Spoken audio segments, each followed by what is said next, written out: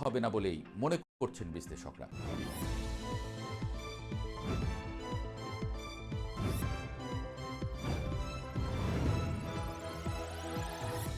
রুমিন ফারহানার এহেন বক্তব্যের পেছনের কারণ ছিল অনেকটা ব্যক্তিগত।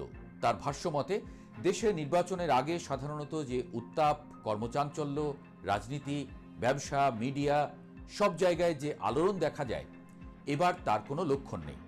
কিন্তু রুমিনের মন্তব্যের ঠিক কয়েকদিনের মধ্যেই এমন একটি ঘটনা ঘটল যা বাংলাদেশের রাজনীতির পুরো মোড়টাই ঘুরিয়ে দিল। এর জন্য কি প্রস্তুত ছিল বাংলাদেশ? বুধবার ৩ ডিসেম্বর অ্যাডভোকেট ইয়ারুল ইসলাম হাইকোর্টে একটি রিট দায়ের করেন।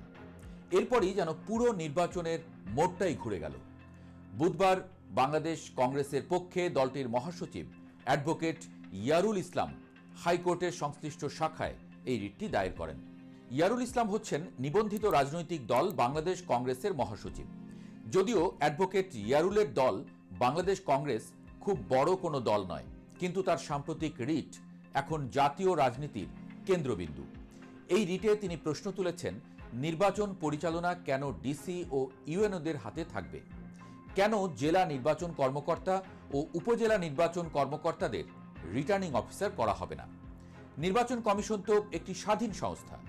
তার অধীনে থাকা কর্মকর্তারাই নির্বাচন পরিচালনা না করে বরং প্রশাসনের লোকজন যদি করেন, তাহলে কি স্বাধীনতা বজায় থাকে? ইয়ারুল ইসলামের মতে এটি বাংলাদেশের নির্বাচন ব্যবস্থার দীর্ঘদিনের একটি কাঠামোগত ত্রুটি। প্রশ্ন সেটি নয়, প্রশ্ন হচ্ছে এমন একটি সময়ে তিনি রিটটি করেছেন, আর মাত্র 1 সপ্তাহ পরেই তফসিল ঘোষিত হতে যাচ্ছে।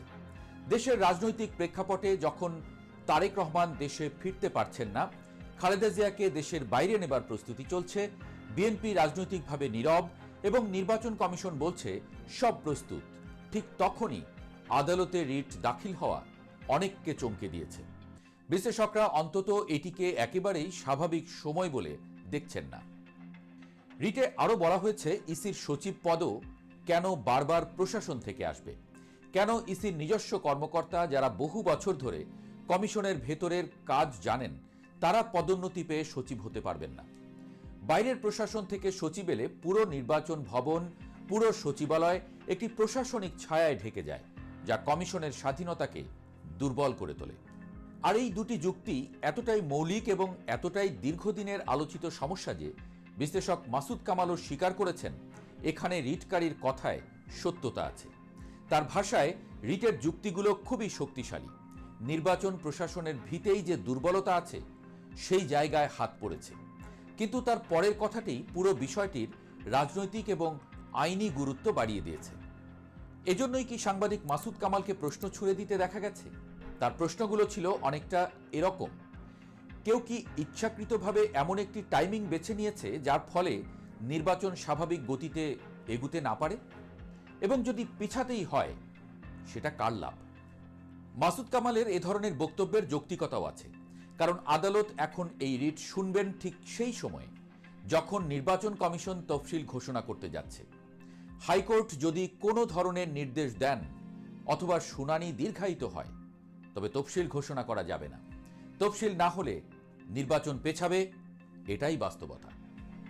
এতদিন পর্যন্ত শোনা যাচ্ছিল নির্বাচন কমিশন নিজ অবস্থানে অটল। সিসি এও জানিয়েছিলেন যে ডিসেম্বরের দ্বিতীয় সপ্তাহেই তফসিল এবং ফেব্রুয়ারির 8 থেকে 12 তারিখের মধ্যে ভোট। ভোটের সময় বাড়ানোর পরিকল্পনাও আছে, কারণ সংসদ নির্বাচন এবং গণভোট একই দিনে করার চিন্তা চলছে। তাদের বক্তব্য, প্রস্তুতির কোনো ঘাটতি ছিল না, কিন্তু রিটের ফলে এখন সব প্রস্তুতি শর্ত সাপেক্ষ। সব মিলিয়ে পরিস্থিতি এমন দাঁড়িয়েছে যে আদালতে দাখিল হওয়া এক রিট পুরো নির্বাচনী প্রক্রিয়াকে নতুন অনিশ্চয়তার দিকে ঠেলে দিয়েছে।